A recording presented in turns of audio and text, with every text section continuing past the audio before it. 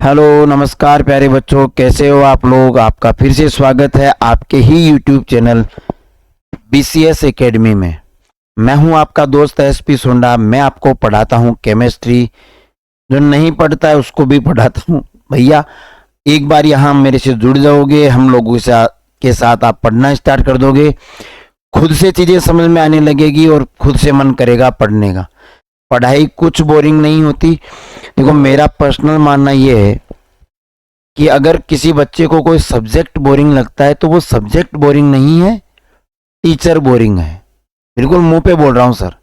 एक अध्यापक होने के नाते मैंने 15 साल के अपने टीचिंग एक्सपीरियंस में यही फील किया है कि अगर मेरे पढ़ाने के बावजूद अगर मेरा सब्जेक्ट बच्चों को हार्ड लग रहा है तो फिर मैं अपनी जिम्मेदारी सही से नहीं निभा पा रहा हूं, फिर मैं टीचर बनने या कहलाने लायक नहीं हूं।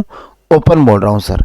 अगर अब भी मेरा समझ में नहीं आ रहा आप लोगों को पढ़ाया हुआ तो बिल्कुल मेरे में कहीं कमी है, फिर बच्चों में कमी नहीं है सर।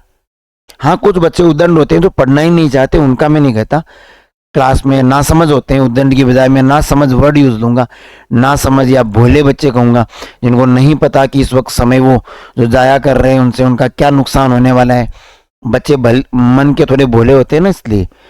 बाकी यार अगर कोई बच्चा पढ़ना चाहता है, वो कोशिश अपनी तरफ से कर रहा है और फिर टीचर उसको नहीं समझा पा रहा है तो फिर सर टीचर में दिक्कत है। ठीक है, अपन ऑर्गेनिक केमिस्ट्री पढ़ रहे हैं। मैं हूं आपका दोस्त एसपी सुंडा और हम ऑर्गेनिक केमिस्ट्री स्टार्ट कर चुके हैं। बता दूं, प्लेलिस्ट में आप जाके देख लीजिए। कक्षा 12 केमिस्ट्री के शुरू के 4 या 5 पार्ट हो चुके हैं अपने। अभी ऑर्गेनिक केमिस्ट्री का पहला पार्ट यानी एल्किल एलाइड एरिल एलाइड में अपन इनका नामकरण, सामान्य परिचय, वर्गीकरण कर चुके हैं। इनके निर्माण की विधियां कर चुके हैं, भौतिक गुणधर्म कर चुके हैं। केमिकल प्रॉपर्टीज में पहला इंपॉर्टेंट केमिकल प्रॉपर्टी नाभिक स्नेही प्रतिस्थापन अभिक्रियाएं, न्यूक्लियोफिलिक सब्स्टिट्यूशन रिएक्शंस कर चुके हैं। इनके 2 तरीके थे, SN1 और SN2, कर लिए बड़े विस्तार से, बड़े अच्छे से। तो आप वो वीडियो देख के आ सकते हैं। आज अपन दूसरी अभिक्रिया पढ़ेंगे सर। इनकी किनकी पढ़ेंगे सर? जो एल्किल एलाइड है, जो सॉरी सॉरी सॉरी सॉरी क्या बटन प्रेस हो गया बे?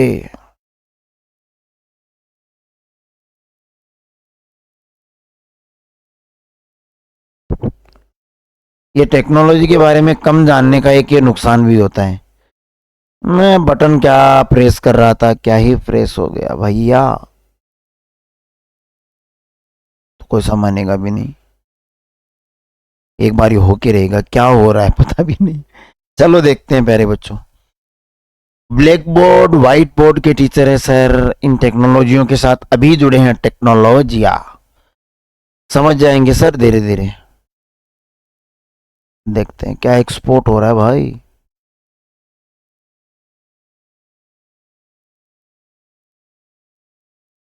रुकिए भाई यार, रुकिए सर रुकिए। क्या करना चाहते थे हम? बैकग्राउंड चेंज करना चाहते थे। जितनी टेक्नोलॉजी आती है उतना ही काम कीजिए सर। ज्यादा बटन दबाओगे ज्यादा गलतियां हो जाएगी। देखो सर जी, जी प्यारे बच्चों देखो, आज अपन दूसरी अभिक्रिया पढ़ेंगे एल्किल एलाइड की, जिसे कहते हैं विलोपन अभिक्रिया। अब इसमें थोड़ा ध्यान देना। विलोपन अभिक्रिया, देखो इसकी एक शर्त है। पहला तो बीटा हाइड्रोजन होना चाहिए, पहली शर्त। सॉरी।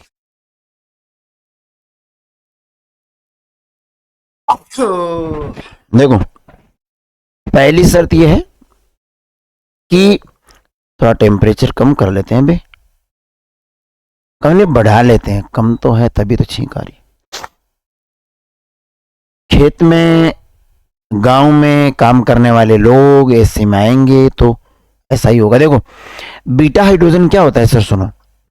जैसे अपन ने ये लिखा CH3Br, अपन ने ये लिखा CH3 CH2Br, अपन ने ये लिखा।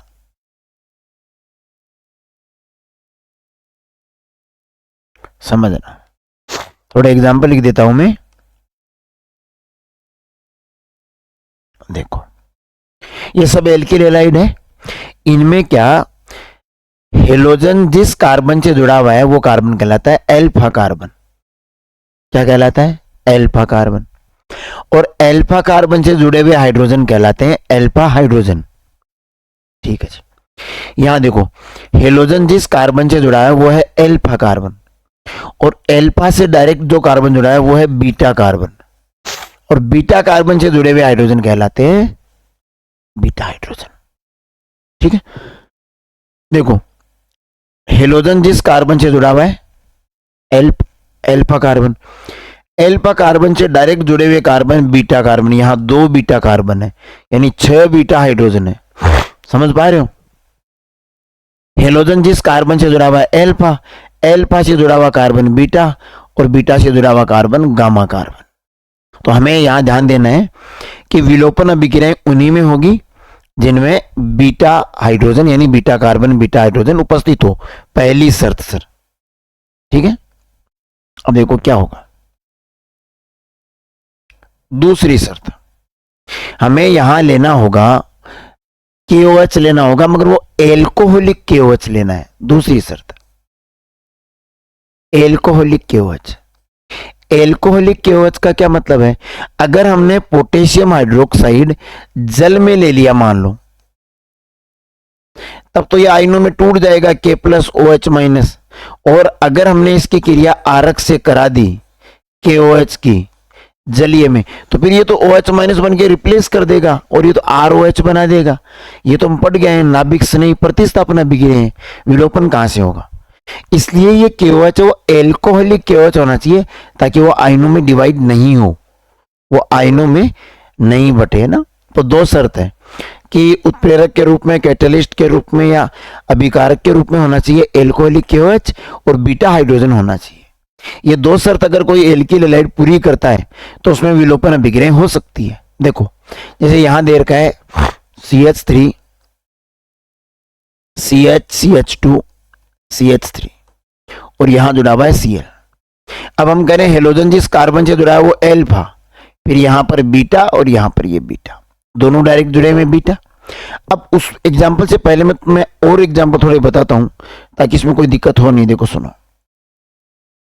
अब इस शर्त के हिसाब से ये जो एल्किल हैलाइड है ये तो विलोपन अभिक्रियाएं नहीं दिखाएगा। क्यों? क्योंकि इसमें बीटा हाइड्रोजन नहीं है। हेलोजन जिस कार्बन से जुड़ा वो तो एल्फा कार्बन है, तो जब बीटा कार्बन ही नहीं है तो बीटा हाइड्रोजन कहां से होंगे? तो ये तो नहीं दर्शाएगा विलोपन अभिक्रिया। आगे बढ़ते हैं, ये देखो सर, हेलोजन जिस कार्बन से जुड़ा हुआ है एल्फा, ये हो गया कार्बन बीटा। अब बीटा कार्बन से 3 बीटा हाइड्रोजन जुड़े हुए हैं। समझ पा रहे हो? ठीक है जी। अब होगा क्या, मैं इसको इस तरह लिख देता हूं। देखो ये 3 तो हो गए बीटा हाइड्रोजन, ये बीटा कार्बन, और इसको मैं ऐसे लिख देता हूं CH2Br, ऐसे लिख देता हूं। एक ही बात है, यही चीज है यहां पर। ठीक है, ये है CH3 CH2Br। अगर हमने यहां एल्कोहलिक KOH लिया तो अब विलोपन यानी गायब होना, जुड़ेगा कुछ नहीं, अभिकारक में से कुछ चीजें गायब हो जाएगी। अब क्या चीजें होगी वो सुनना। बीटा कार्बन से तो हाइड्रोजन जाएगा यानी बीटा हाइड्रोजन, और एल्फा कार्बन से, ये एल्फा कार्बन है, हेलोजन जिस कार्बन से जुड़ा हुआ है एल्फा, ये एल्फा कार्बन, एल्फा कार्बन से तो हटेगा हेलोजन, और बीटा कार्बन से हटेगा हाइड्रोजन, तो HBr निकल जाएगा। अगर ये बॉन्ड टूटा तो इस कार्बन की एक संयोजकता कम, ये बॉन्ड टूटा तो इसकी भी एक कम, तो यहां डबल बॉन्ड आ जाएगा, तो ये बन जाएगा CH2 double bond CH2, ethene बन गई एल्कीन, और साथ में क्या निकला जी? HBr।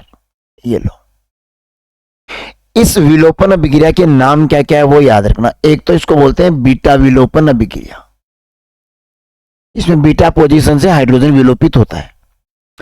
एक इसको बोलते हैं वी हाइड्रो हेलोजनीकरण,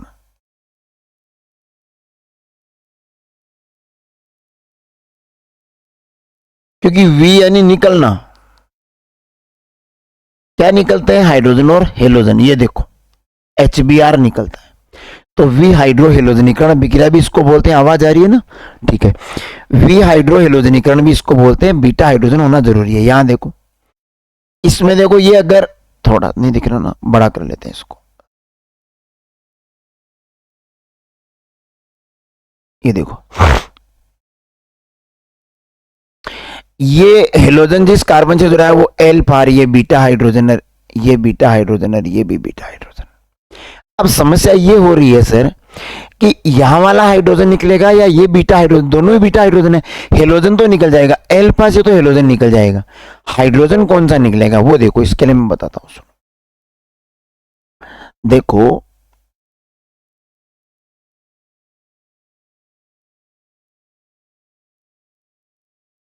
ये, इसको अपन ऐसे लिख देते हैं, देखो CH3 CHCl CH2 और CH3, और इसमें कह रहे हैं कि एल्कोहलिक KOH है, तो विलोपन होगा। विलोपन के लिए पहले चेक करते हैं कि बीटा हाइड्रोजन है क्या। देखो हेलोजन जिस कार्बन से जुड़ा है एल्फा, और ये बीटा कार्बन है, ये भी बीटा कार्बन, ये भी तो डायरेक्ट जुड़ा हुआ है, दो बीटा कार्बन है तो दो बीटा हाइड्रोजन तो ये रहे, तीन बीटा हाइड्रोजन ये रहे। अब होता क्या है इसमें, हेलोजन और हाइड्रोजन निकलता है, एल्फा से हेलोजन, बीटा से हाइड्रोजन। अब तरीके सुनना, अगर यहां से तो ये हाइड्रोजन निकलेगा, अगर इस बीटा का हाइड्रोजन गया तब तो ये HCl निकल गया, और प्रोडक्ट क्या बना, यहां क्या बचा CH2, यहां डबल बॉन्ड, ये CH Cl तो चला गया, और आगे अरे भाई भाई भाई हाँ CH, और ये बच गया CH2 CH3, ये एल्कीन बन गई। कब, जब इधर वाले बीटा कार्बन से हाइड्रोजन निकला। अब ये कह रहा है इधर वाले से ना निकल के अगर इधर से निकल गया तो ये वाला हाइड्रोजन तो निकलेगा तो HCl ही, ये तो कॉमन है, पर अब प्रोडक्ट क्या बन जाएगा, CH3 CH double bond CH single bond CH3, यानी दो टाइप के एल्कीन बनने के चांस है सर, क्योंकि बीटा हाइड्रोजन दोनों तरफ है। अगर ये निकला तो ये एल्कीन बनेगी, अगर यहां से हाइड्रोजन निकला, इस वाले बीटा से हाइड्रोजन निकला, इस वाले बीटा से हाइड्रोजन निकला, तो ये एल्कीन बन जाएगा। नाम क्या है, मेथ एथ प्रो ब्यूट, ब्यूट 1 इन, एक तो बन रही है ब्यूट 1 इन, और मेथ एथ प्रो ब्यूट 2 इन, एक बन रही है ब्यूट 2 इन। बोला कौन सी मुख्य बनेगी, तो नियम आया सेतजेप नियम, सेतजेप नियम। सेतजेप नियम ये कहता है वो एल्कीन ज्यादा बनेगी जिसमें डबल बॉन्डेड कार्बन से ज्यादा एल्किल समूह जुड़े हुए हों, ज्यादा प्रतिस्थापी जुड़े हुए हों। देखो पहले यौगिक में डबल बॉन्डेड कार्बन से केवल एक एल्कीन जुड़ी हुई है, एथिल, ये एथिल, यहां डबल बॉन्डेड कार्बन से इधर मेथिल इधर मेथिल, यानी दो एल्कीन जुड़ी, दो एल्किल समूह जुड़े हुए हैं, दो प्रतिस्थापी जुड़े हुए हैं। तो सेतजेप नियम के अनुसार ये मुख्य प्रोडक्ट बनेगा ब्यूट 2 इन, ब्यूट 1 इन के अपेक्षा ब्यूट 2 इन। देखो ये देखो, ये 19% ही बन रहा है 1 ब्यूटीन या ब्यूट 1 इन, एक ही बात है, और ये ब्यूट 2 इन ज्यादा अच्छा नाम ये रहता है, तो ये कितना बन रहा है 81%। देखो ये सेतजेप नियम है। देखो सुनो, सेतजेप नियम के अनुसार 2 क्लोरोब्यूटेन की विक्रिया एल्कोहलिक KOH की उपस्थिति में कराने पर वह एल्कीन ज्यादा बनेगी जिसमें प्रतिस्थापी समूह अधिक होंगे। इसमें प्रतिस्थापी समूह एक और एक दो है, इसमें प्रतिस्थापी समूह एक ही है, ये तो डबल बॉन्डेड कार्बन हो गया ना। वह एल्कीन कम बनेगी जिसमें कम संख्या में प्रतिस्थापी है। सेतजेप नियम याद रखना थोड़ा, ठीक है। इस अभिक्रिया को विहाइड्रोजनीकरण ना जी, विहाइड्रोहेलोजनीकरण, हेलोजन, ये थोड़ा नाम गलत है, हेलोजनीकरण कहते हैं, या एल्फा बीटा विलोपन भी कहते हैं, ठीक है जी।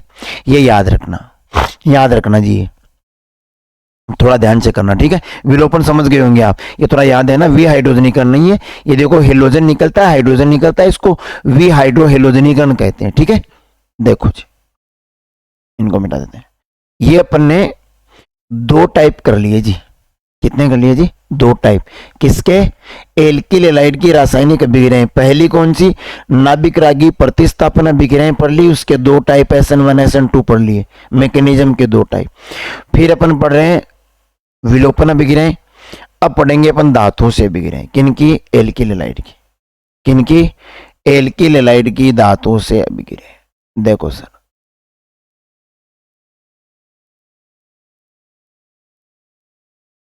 देखो क्या, धातु से अभिक्रिया, पहला है सोडियम धातु से अभिक्रिया, इंपॉर्टेंट हो जाती है, इसका नाम होता है वुड्स अभिक्रिया। सुनो, एल्किल हैलाइड ये रहा आर्क्स, अगर सोडियम धातु से अपना अभिक्रिया करवाएंगे, किससे? सोडियम धातु से। अब देखना प्रोडक्ट कैसे बनेगा, इनका तो हमें पता है, ये टूटेगा R प्लस और X माइनस, Na क्या करेगा, Na एक इलेक्ट्रॉन त्याग कर बना लेगा Na प्लस, एक इलेक्ट्रॉन त्याग कर। इसका मतलब अभिकारकों में ये शुष्क ईथर की उपस्थिति में होती है, ये थोड़ा याद रखना है ना, इसमें कैटलिस्ट शुष्क ईथर होता है। ईथर क्या होता है? ROR, ये ROR शुष्क ईथर। अब देखो क्या है, अभिकारकों में अपने पास चार चीजें हैं, RX टूट गया R प्लस X माइनस में, Na टूट गया Na प्लस और एक इलेक्ट्रॉन में। अब होगा क्या सर, यहां पर देखो अपने को प्राप्त हो जाएगा क्या, सुनो, इसमें प्राप्त होगा CH3। कैसे वो सुनो, प्लस माइनस से जुड़ता है ना, तो देखो ये लो, ये बन गया NaX, क्या बन गया? NaX। सोडियम हेलाइड, क्या बन गया? Sodium halide. क्लोरीन होता तो सोडियम क्लोराइड, ब्रोमीन होता तो सोडियम ब्रोमाइड, आयोडीन होता तो सोडियम आयोडाइड। ठीक है, पीछे क्या बचा? R प्लस और एक इलेक्ट्रॉन। अगर R प्लस ने एक इलेक्ट्रॉन ग्रहण कर लिया तो वो तो R बन जाएगा। अब अकेला R तो कोई प्रोडक्ट नहीं होता, सुनो, अकेला R तो कोई प्रोडक्ट नहीं होता। तो मैं एग्जांपल से बताता हूं, जैसे ये है CH3Br, एल्किल हैलाइड है, इसकी अभिक्रिया में करानी है Na से। अब ये तो बात सही है, NaBr बन जाए, अकेला CH3 क्या बनाएगा, तो हमें दो CH3Br लेने पड़ेंगे। अच्छा, अगर दो एल्किल हैलाइड लिए तो फिर Na भी तो दो चाहिए भाई, एक Na तो एक Br को ले जाएगा। तो देखो यहां से ये NaBr, ये NaBr और ये आपस में जुड़ जाएंगे, तो ये बन गया एथेन, एल्केन प्राप्त होते हैं इसमें, CH3 सिंगल बॉन्ड CH3, और साथ में दो प्राप्त हो गए हमें NaBr। ये शुष्क ईथर की उपस्थिति में होता है, शुष्क ईथर, इसको क्या बोलते हैं? वुड्स अभिक्रिया, नाम है इसलिए इंपॉर्टेंट हो जाती है, वुड्स अभिक्रिया। समझ पा रहे हो? जैसे ये Na से क्रिया करानी है तो कितने Na चाहिए? दो, तो फिर ये भी दो चाहिए, दो Na दो Br के साथ तो बना लेगा दो NaBr। ठीक है, और ये CH3CH2 इसी CH3CH2 से जुड़ के देखो ऐसे बना, चार कार्बन वाला एल्केन बन जाएगा, हाई कार्बन डबल हो रहे हैं, ये था एथ, ये बन गया मेथ एथ प्रोब्यूट। समझ पा रहे हो? देखो CH3Cl की क्रिया कराई 2Na से, फिर CH3Cl, देखो दो लिए हैं CH3Cl, तो यहां से बन गया NaCl और यहां से भी बन गया NaCl, ये CH3 से डायरेक्ट जुड़ गया, तो ये प्राप्त हो गया एथेन, यानी एल्केन बनते हैं इसमें। ठीक है, कि एल्किल हैलाइड के दो अणु Na के धातु के साथ शुष्क ईथर की उपस्थिति में क्रिया करके एल्केन का निर्माण करते हैं। ये तो कब है? जब एल्किल हैलाइड सोडियम धातु से क्रिया करते हैं। अब करवा रहे हैं मैग्नीशियम धातु से। अब इसमें थोड़ा स्पेशल अभिक्रिया है ये, इसमें क्या होता है कि Mg से क्रिया कराओगे तो MgCl2 वैसे नहीं बनेगा, स्पेशल ये Mg बीच में घुस जाएगा और ये यौगिक बन जाएगा CH3 MgCl। ये इसको बोलते हैं, एल्किल को मैं R लिख देता हूं, Mg को Mg लिखता हूं, हेलोजन को X लिख देता हूं, इसको बोलते हैं ग्रिग्नार अभिकर्मक। क्या बोलते हैं जी? ग्रिग्नार अभिकर्मक। देखो CH3Cl Mg शुष्क ईथर तो चलेगा, ये रहेगा CH3 MgCl, इसको RMgX कहते हैं, ग्रिग्नार अभिकर्मक। एल्किल हैलाइड मैग्नीशियम धातु के साथ शुष्क ईथर की उपस्थिति में क्रिया करके ग्रिग्नार अभिकर्मक का निर्माण करते हैं। देखो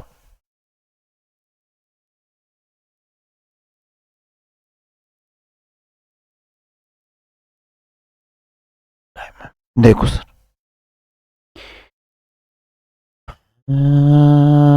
ढिंग ढिंग ढिंग ढिंग। अब देखो अगला,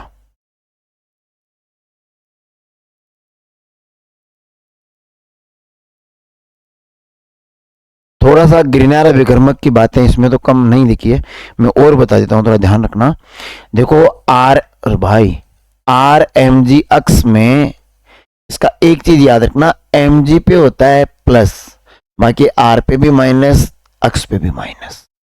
ये बंद होता है R और Mg, यानी कार्बन और मैग्नीशियम वाला बंद तो होता है सहसंयोजक, और ये आयनिक प्रकृति का होता है। दोनों टाइप के बॉन्ड है इसमें, ध्यान रखना। आगे रिएक्शन में जब भी तोड़ोगे यहां से तोड़ोगे, R माइनस अलग होगा, MgX प्लस अलग होगा, ये याद रखना थोड़ा सा, आगे रिएक्शन में बहुत जगह काम में आएगा ये। ठीक है, अगला है जिंक धातु के साथ क्रिया। यदि कोई एल्किल हैलाइड जिंक के साथ क्रिया करता है तो वही Na की तरह 2 Zn, देखो यहां से तो ZnCl2 निकल जाएगा, और साथ में जिंक, देखो एक जिंक तो 2 क्लोरीन को लेके निकलेगा, यहां 2 है ना, तो 2 क्लोरीन को लेके एक जिंक निकल गया, जो एक जिंक बच गया वो इसके साथ जुड़ जाएगा। CH3CH2 का होल ट्वाइस इसलिए कि जिंक की संयोजकता कितनी होती है, 2, तो फिर 2 जुड़ने पड़ेंगे। फ्रिंकलैंड विकर्मक कहते हैं, नाम आ गया, इंपॉर्टेंट है। फ्रिंकलैंड विकर्मक किसको बोलते हैं जी, CH3CH2 का होल ट्वाइस Zn को, ये याद रखना। ठीक है, आगे देखो, एथिल क्लोराइड के दोनों जिंक धातु से क्रिया करके फ्रिंकलैंड विकर्मक बनाते हैं, और गिरनार विकर्मक क्या था, RMgX। अब बात करते हैं एरिल हैलाइड की। एल्किल हैलाइड पढ़ लिया, अब बात करते हैं अपन एरिल हैलाइड की। देखो एरिल क्या होते हैं भाई, बेंजीन वलय पर अगर हेलोजन जुड़े हों, यहां ये एरिल हैलाइड है कि एरोमेटिक हाइड्रोकार्बन में हाइड्रोजन परमाणु का प्रतिस्थापन यदि हेलोजन करता है तो यौगिक एरिल हैलाइड कहलाते हैं, जैसे क्लोरोबेंजीन, ब्रोमोबेंजीन। नामकरण इनका, क्लोरीन जुड़ा हुआ है, बेंजीन है तो क्लोरोबेंजीन। आईयूपीएसी नाम करना है, 1 नंबर के कार्बन पे क्लोरो जुड़ा हुआ है, 1 क्लोरोबेंजीन। ये देखो अगर 2 क्लोरीन जुड़ा है तो डाइक्लोरो हो गया ना। वैसे अगर इसको अपन मुख्य माने तो यहाँ ये ऑर्थो पोजीशन है, ये मेटा पोजीशन है, और ये पेरा पोजीशन है। दिख तो रहा है क्या भाई, झूठे हाँ भर रहे हो? देखो नहीं दिखे बेटा, कभी वीडियो में लगे ना आपको कि कुछ चीजों में प्रॉब्लम है आवाज में, तो बेटा कमेंट कर दिया करो। लाइव क्लास तो नहीं है, पर इतना जरूर कहूंगा कि मैं बाद में इन चीजों को ठीक करके दोबारा वीडियो चला दूंगा अगर ज्यादा दिक्कत आई तो। ठीक है, देखो ये ऑर्थो पोजीशन होती है, ये मेटा होती है, ये पेरा होती है। ऑर्थो पे क्लोरो है तो नाम पड़ गया ऑर्थो डाइक्लोरोबेंजीन। आईयूपीएसी नाम देना है, इसको 1 नंबर दे दो, इसको 2 नंबर दे दो। 1 और 2 पे डाइक्लोरो है, किसके, बेंजीन के। फिर ये 1,4 डाइक्लोरोबेंजीन है, 1,4, और ये 1,3 डाइक्लोरोबेंजीन है। ठीक है, नामकरण हो जाएगा, इजी है बेटा। आगे देख लो, ये देखो, ये देख लो ट्राइक्लोरोबेंजीन है, ट्राइक्लोरोबेंजीन 1, 3, 5 पे, 1, 3 और ओ भाई 1, 3 और 5 पे, ओ भाई ए भैया मैंने क्लिक तो करा, अभी पेन चल रहा है, खूब भाग रहे हो भाई। देखो 1, 3, 5 पे ट्राइक्लोरोबेंजीन है, 1 पे क्लोरो है, 2 पे मेथिल है, फिर बेंजीन है, 1 पे क्लोरो, 2 पे मेथिल, फिर बेंजीन। और तो क्लोरो टोलुइन बोलते हैं। टोलुइन क्या होता है जी, अगर बेंजीन वलय पे CH3 जुड़ा हुआ है तो ये कहलाता है टोलुइन। नाम याद रखो थोड़े से, टोलुइन है ना। ठीक है, तो ये नामकरण देख लेना, नामकरण देख लेना, नामकरण देख लेना, नामकरण देख लेना, देख लेना सर। नामकरण कराया हुआ मेरा, बड़ा प्यार से, बड़ा विस्तार से कराया हुआ है। प्रैक्टिस नामकरण में तो प्रैक्टिस काम में आएगी ज्यादा से ज्यादा। अब आया हेलो एरिन, बनते कैसे हैं सर, देखो ये इजी है, थोड़े देख लेना। ये बेंजीन है, H अलग क्यों दिखा रहा है सर, बेंजीन होता है C6H6, C6H6 ऐसे।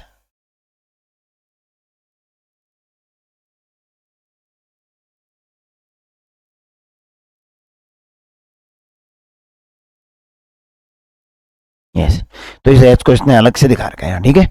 और Cl2 है, ये Cl2 हेलोजन, तो जाहिर सी बात है ये यहां से HCl ये निकल गया, ये क्लोरीन यहां जुड़ गया, क्लोरोबेंजीन बन गया। बेंजीन की विक्रिया Cl2 से FeCl3, उत्प्रेरक याद रखना, उपस्थिति में कराने पर क्लोरोबेंजीन का निर्माण होता है। यह विक्रिया इलेक्ट्रॉन से नहीं प्रतिस्थापन से पूर्ण होती है। इलेक्ट्रॉन से नहीं कैसे सर, इलेक्ट्रॉन से नहीं कौन होंगे, देखो नाभिक से नहीं कौन थे, जिन पे माइनस है, तो इलेक्ट्रॉन से नहीं कौन होंगे, जिन पे प्लस होगा। अब ये Cl2 दोनों टूटेंगे, एक Cl प्लस में, एक Cl माइनस में, तो ये जो Cl प्लस है वो H प्लस को हटा रहा है, एक प्लस दूसरे प्लस को हटा रहा है, एक इलेक्ट्रॉन से नहीं दूसरे इलेक्ट्रॉन से नहीं को हटा रहा है, तो इसको कहते हैं इलेक्ट्रॉन से नहीं प्रतिस्थापन अभिक्रिया। ठीक है जी, आगे देखो, अगला है, ये चार्ट तुम ऐसे ही बना लेना, याद रख लेना सर। ये आगे वाले पार्टों में अभिक्रिया फिर आएगी। देखो करना क्या है, आपको लेना है एनिलीन, ये एनिलीन होता है, एनिलीन NH2 जुड़ा हुआ। अगर एनिलीन की क्रिया पर HNO2 और HCl से करवा दें तो बनता है N2Cl, इसको बोलते हैं डाइएजोनियम, एजोनियम लवण। और बेंजीन है तो बेंजीन डाइएजोनियम लवण बोलते हैं। जैसे ही हमारे पास बेंजीन डाइएजोनियम लवण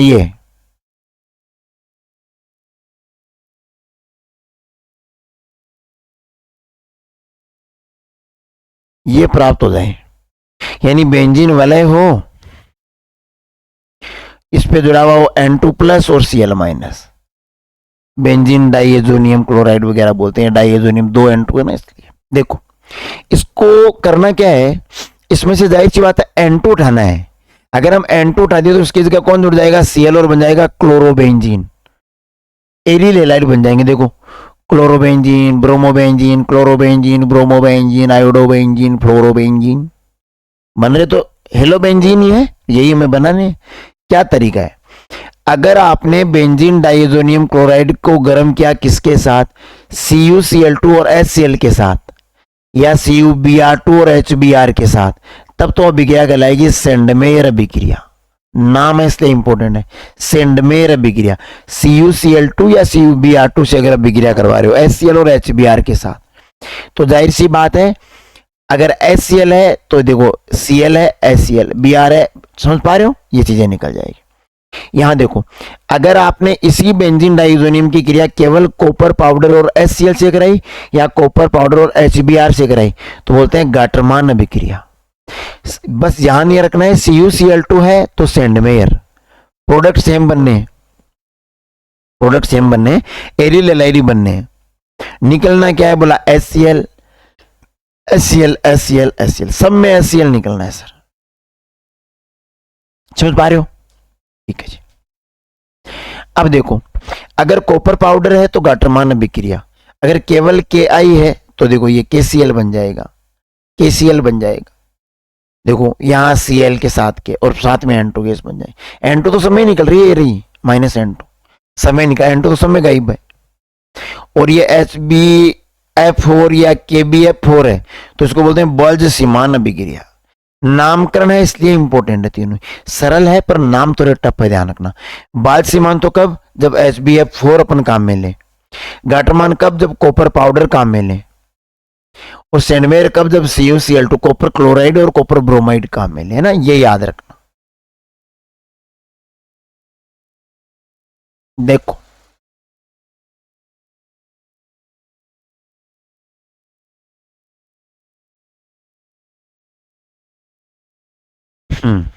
बेंजीन डाइएजोनियम लवण है CuCl2 क्यूप्रस क्लोराइड या HCl या CuBr2 या HBr के साथ किया गया तो सेंडमेयर देता है। कॉपर पाउडर काम में लोगे तो वो कहलाएगा गाटरमान, और बेंजीन डाइएजोनियम लवण अगर HbF4 या KbF4 के साथ गर्म करोगे तो वो कहला रहेगा बाल्ज सीमान, जो अपने पढ़ लिया, ठीक है जी। तो ये हो गई एरिल हैलाइड के निर्माण की विधियां। अब हमें पढ़नी है एरिल हैलाइडों के भौतिक गुण और रासायनिक गुण, वो अगले वीडियो में करेंगे। तब तक के लिए नमस्कार, जय हिंद, जय भारत, जय जवान, जय किसान। खुश रहिए, पढ़ते रहिए। समझ में कुछ नहीं आता तो कमेंट कीजिए, समझ में आता है तो शेयर कीजिए, लाइक कीजिए, क्या क्या कीजिए वो सब कीजिए। धन्यवाद।